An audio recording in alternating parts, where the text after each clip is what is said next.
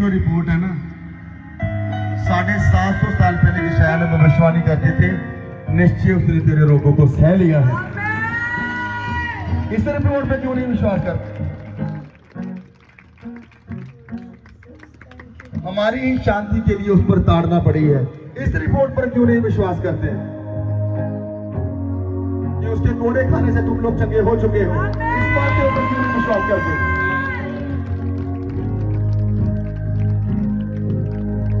मरियम को भी जब दूत बोल के गया कि परम प्रधान का आत्मा तेरे ऊपर साया करेगा और तू गर्भवती होगी, और वो ऐसे नहीं था, देखती हो कुछ हुआ नहीं, एक दिन हो गया कुछ हुआ नहीं, 10 दिन हो गए कुछ हुआ नहीं, महीना हो गया कुछ हुआ नहीं, 2 महीने हो गए कुछ हुआ नहीं, बोल के चला गया, वो तो कुछ भी नहीं रहा। उन्होंने बिलीव किया कि दूत बोल के गया, हेवन बोल के गया है, ये झूठी बातें नहीं है, ये होगी, बातें पूरी होगी मेरे साथ।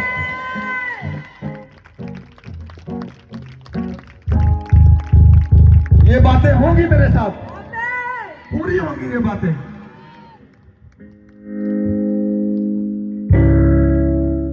स्वर्ग की बातें कभी नहीं टलेंगी, एक बिंदु भी नहीं टलेगा।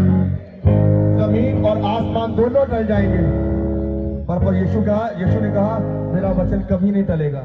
उसके वचन में सामर्थ है, और ये वचन की सामर्थ हमारे जीवनों में कार्य करे यीशु मसीह के नाम से।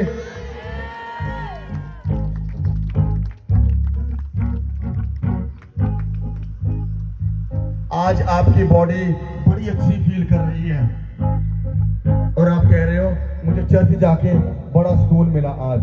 कल को तुम्हारी बॉडी भारी भी पड़ सकती है।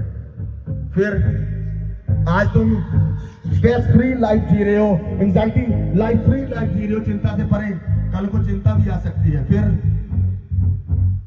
फिर क्या करोगे?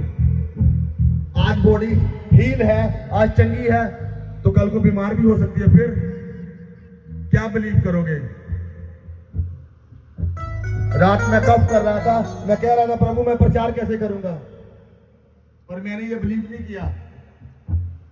मैंने कहा तेरे वचन में लिखा है कि तेरे कोड़े खाने से मैं चंगा हो चुका हूं। मेरी कफ आ रही है, मेरी खांसी आ रही है, जो मर्जी हो रहा है मैटर नहीं करता, पर तेरे वचन में लिख दिया गया है तेरे कोड़े खाने से मैं चंगा हो चुका हूं।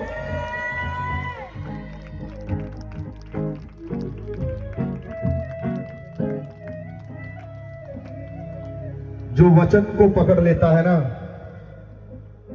उसको शैतान क्या पाप भी नहीं हरा सकता। हालेलुया। वचन को सुनना, वचन को समझना बहुत जरूरी है। परमेश्वर की आवाज को सुनना बहुत जरूरी है भाई। आमीन। यीशु मसीह, परमेश्वर ने, यहोवा ने कहा, अब्राहम से कहा अपना पुत्र जा और मोरिया पर्वत में मेरे लिए जाके क्या कर दे, क्या कर दे, कुर्बान कर दे। और रात को वो उठा। कब उठा? और बहुत सी, उसने अपनी पत्नी को नहीं बताया, अपने रिश्तेदारों को नहीं बताया, वो चला गया लकड़ियां लेकर। हालेलुया। और सोचो अपना इकलौता पुत्र जो इतने सालों के बाद उसे मिला, 100 साल के बाद मिला, और अब वो 12 साल का है। प्रभु ने कहा जा उसे दे दे। और कितनी आवाजें आ रही होगी उसको नेगेटिव, ये नहीं छोड़, एक ही तो है, एक ही तो है। और उसने क्या किया? क्या किया? आप सभी जानते हो कि उसने इस हाथ को वेदी के ऊपर लटा दिया। किसकी आवाज को सुनकर? किसकी आवाज को सुनकर? बोलो। नहीं, परमेश्वर की आवाज को सुनकर। अब जब वो उसको चाकू मारने लगा, सोचो अगर दूसरी बार आवाज ना सुनता खुदा की, फिर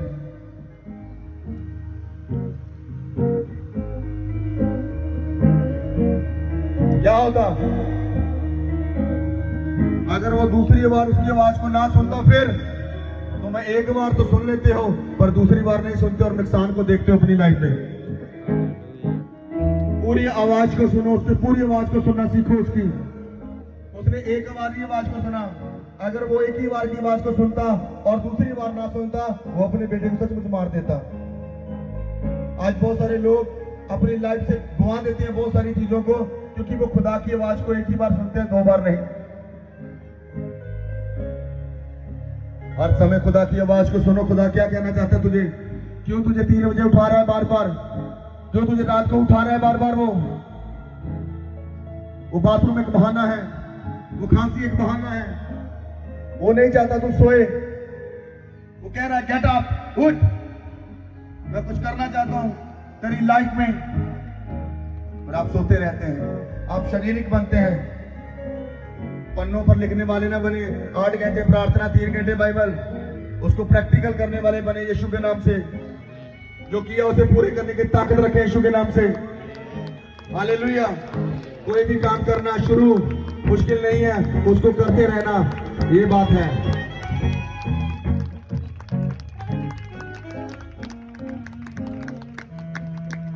बीमारी तो बीमारी में, खांसी में, बुखार में क्या मजा आता है प्रार्थना करने का, करके देखना।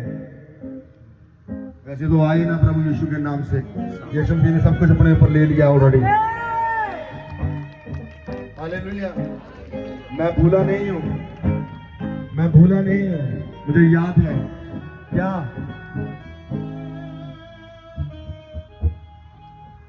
कि हो सकता है खुदा उनको बच्चों के बिना रहने देता, पर बच्चा क्यों दे दिया? जब मैंने पढ़ा तो मैं हिल गया। आप भी सुनना चाहते हो? वो बच्चे के बिना जी रही थी, बड़ी खुश थी, प्रभु की सेवा कर रही थी। दोनों खुदा के सामने धर्मी थे, बराबर परमेश्वर के साथ चल रहे थे, कोई कमी में नहीं, कोई घटी में नहीं। आज पत्नी चर्च में है पर पति नहीं है। क्यों? लेवल नहीं है, बराबरी नहीं है। शैतान जानता है जिस दिन लेवल में चलेंगे ब्लेसिंग बड़ी होगी यीशु के नाम से। शैतान जानता है, इसीलिए वो आने नहीं देता। हालेलुया। पर जिस दिन पति और पत्नी दोनों मिलकर चलने लग गए, तुम्हारी ब्लेसिंग का कोई मैच ना होगा यीशु के नाम से। यीशु के नाम से रिसीव करो, और रिसीव करो अपनी ब्लेसिंग को, और रिसीव करो यीशु के नाम से।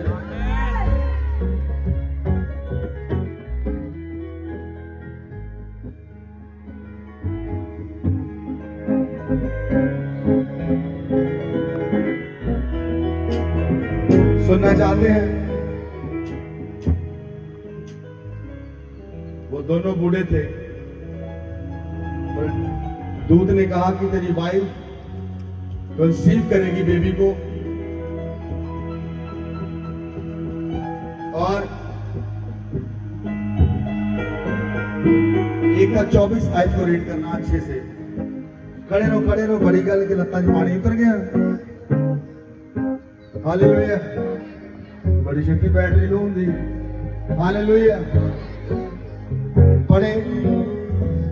इन दिनों के बाद उसकी पत्नी एलिशिबा गर्भवती हुई और 5 महीने तक अपने आप को ये कहकर कौन गर्भवती हो गई पता?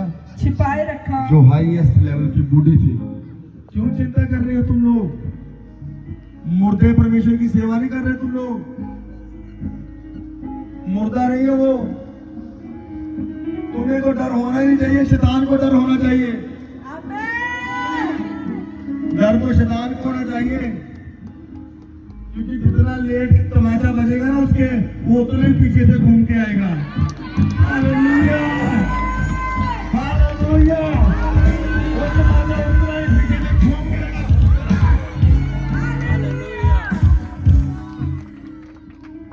हालेलुया। उन दिनों के पश्चात वो गर्भवती हुई और 5 महीने अपने आप को छिपाए रखा। बोलो कितने महीने? वो सुना नहीं। 5 महीने। अब वो बांझ है कि गर्भवती है, पर लोग उसे अभी भी बांझ कह रहे हैं। लोग अभी भी बांझ कह रहे हैं, पर लोगों को नहीं मालूम वो यूहन्ना की मां गर्भवती हो चुकी है। Hallelujah, hallelujah. वो जकरिया एलिशिबा का परमेश्वर, वो तेरा भी है। मैंने कहा वो तेरा भी है।